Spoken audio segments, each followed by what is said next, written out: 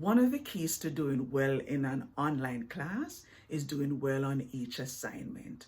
So in today's video, I am going to give you an insider's look at what it is that instructors, professors, teachers do, or how it is that they evaluate your learning so that you can elevate the standard of your assignment, and you can do this before you submit your assignments. Hello everyone, I'm Tanya. I'm a college professor here in Vancouver, British Columbia, and I've been teaching for the last 31 years.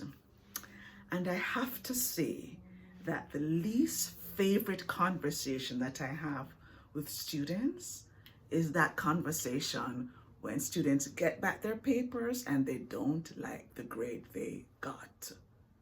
Now, I'm of the opinion that we don't have to wait for you to get back your results to have a conversation about how you were graded. So my goal is to equip you so that you will have the skills and the information that you need before you actually write your assignment. So let me tell you about 3 of the most important tools that we use as instructors, because knowledge of these tools will help you to write better assignments. One of the first tools we use are rubrics, which most people probably are familiar with, which is really just an evaluation tool that tells us where you are in terms of learning outcome.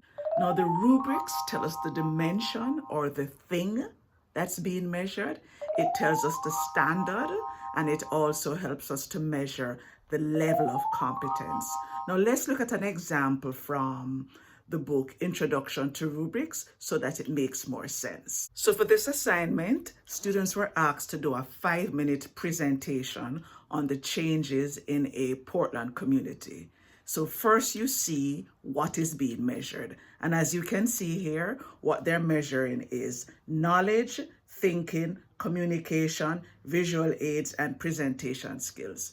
And that's something to keep in mind. You must know what is being measured so that you can know what you need to work on. Because sometimes you may be doing more or less than is required.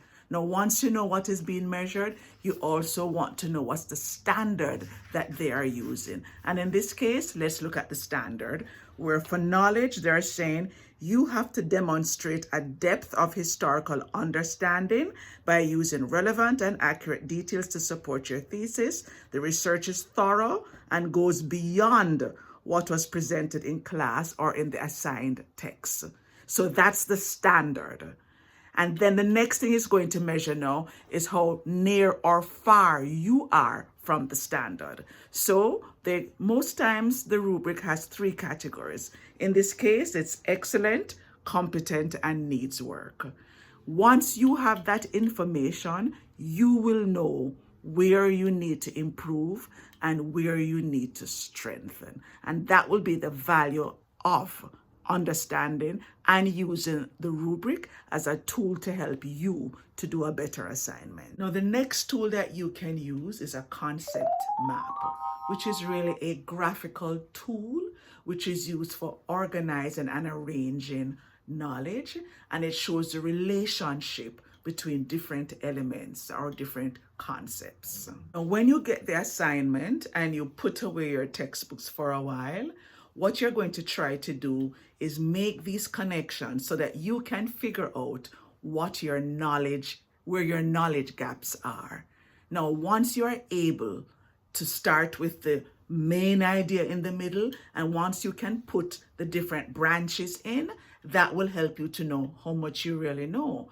Now, I call it a tool because it's something that you can use in order to write a better assignment. Now, this may not necessarily be something that instructors use physically, as in they may not be drawing the concept map, but most instructors have the concept map already worked out. And what they're expecting you to do is meet those expectations. So one way you can test yourself is by first drawing your concept map. So begin with the main idea in the middle and then see what you come up with. And as you draw those arrows, you will realize where you need to strengthen. Now, you'll remember in last week's video, we spoke about the neurons and the neurons tightening and coming together. And when you meet new information, the forest gets a bit clearer because the mouse keeps running along the path.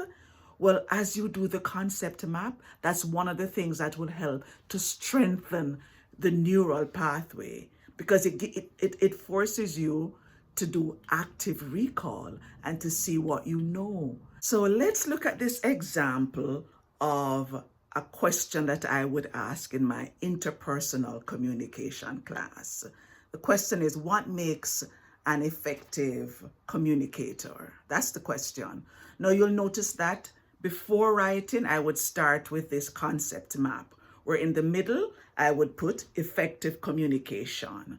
Now, even though the question is for an effective communicator, sometimes paraphrasing is a good idea because it ensures that you understand. So in the middle, I have effective communication. And then first I come up with a definition. So you'll see the first arrow where I put the definition, where I said there is no ideal way, it's situational, and it's also relational.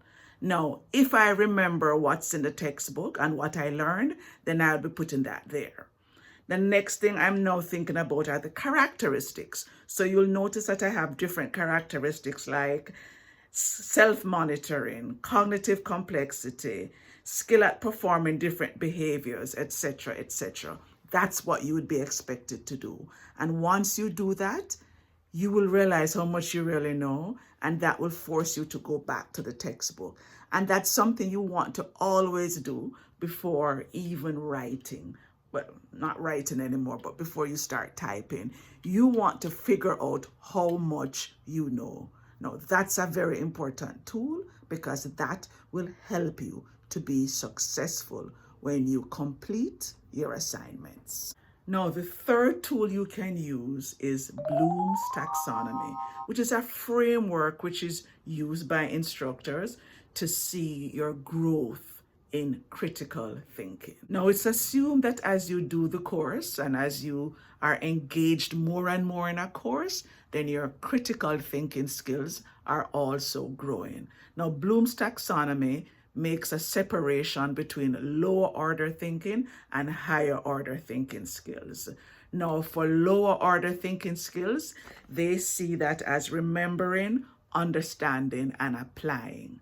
And then for higher order thinking skills, it's analyzing, evaluating, and creating. So the assignments that you get tend to move from lower order thinking assignments to higher order thinking assignments. So when you get your assignment, you need to figure out what it is, what kind of thinking skills are being assessed. You'll find that earlier in the course, when the assignment is worth maybe 10 or 15%, it tends to be the lower order thinking skills that are being assessed. But once you're being asked to evaluate and critically analyze, and the assignments are worth like 25 and 30%, you can be sure that you're being evaluated on your higher order thinking. Once you use these tools, you will never again have to be in shock when you get back your assignment and when you see your grade. Because if you use these tools before completing the assignment and before uploading your assignment, you will know what to do to improve your assignment. So get in the habit of self-assessing and use the tools of the rubrics, concept map, and Bloom's Taxonomy. Once you put these three things together, this will help you to create better assignments, and that will help you to get better grades, and that will make you feel a lot more confident and more in charge of your learning and your evaluation. So practice using these tools and enjoy the power that it will give you. Until I see you in the next video, bye for now.